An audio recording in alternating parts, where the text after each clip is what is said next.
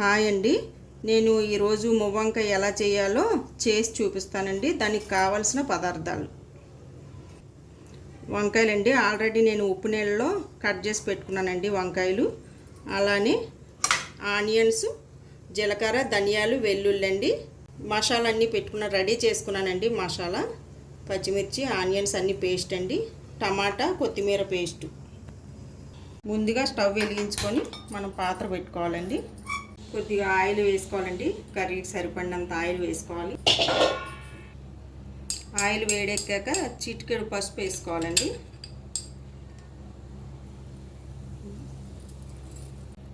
ఉప్పు నీళ్ళలో నేను ఆల్రెడీ వంకాయలు కట్ చేసి పెట్టుకున్నానండి. అవి వేసుకొని వేగించుకోవాలండి.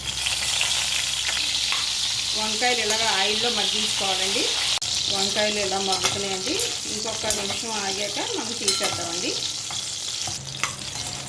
వేగిపోయండి, తీసేస్తున్నాను. పక్క తీసేయాలండి ప్లేట్లో. పేస్ట్ వేసుకున్నానండి.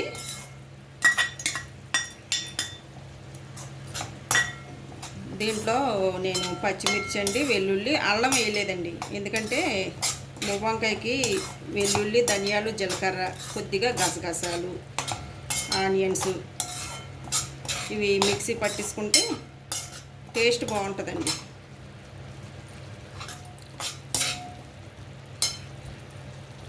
ఈ మసాలా అంతా కొద్దిగా వేగనివ్వాలండి.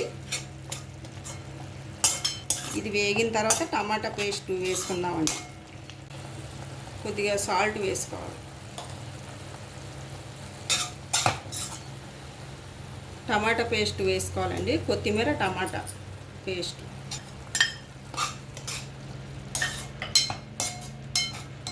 చూడండి ఇలా వచ్చింది. ఇప్పుడు మనం వంకాయలు వేపుకొని పెట్టుకున్నాం కదండి, వంకాయలు వేసుకుందాం. వంకాయలన్నీ దీనికి మసాలాకి కొంచెం బాగా పట్టాలండి.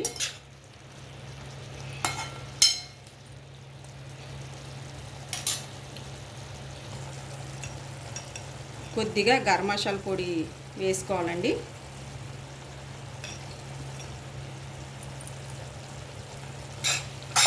వేసుకొని కలుపుకోవాలండి. గరం మసాలా, కొద్దిగా కారం, సరిపడినంత కారం వేసుకోవాలండి.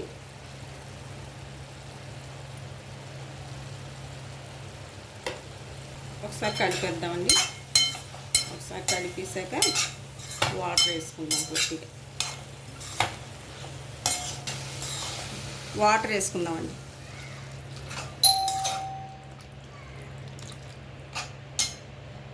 వాటర్ వేసాను కదండి.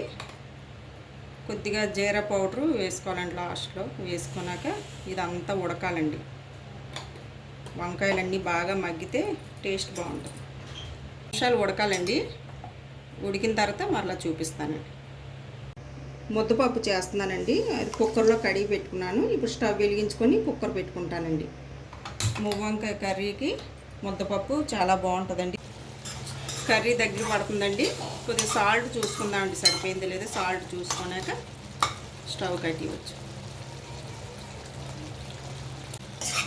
సాల్ట్ సరిపోయిందండి నాకైతే. బాగుందండి, టేస్ట్ చాలా బాగుంది. మీరు కూడా ట్రై చేయండి.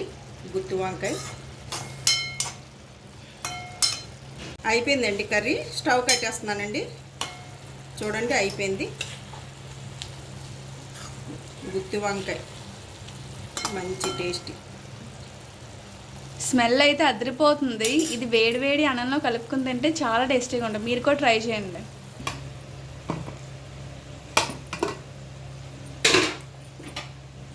పప్పు కూడా అయిపోయిందండి. ముద్దపప్పు కర్రీ రెడీ అయిపోయింది కాబట్టి నేను రైస్లో పెట్టుకుంటున్నానండి.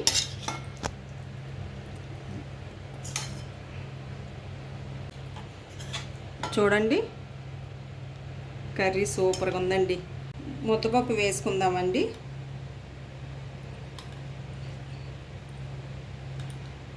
మమ్మీ, ఇప్పుడు ఈ ముద్దపప్పులోని నెయ్యి వేసుకొని తింటే చాలా బాగుంటుంది కదా.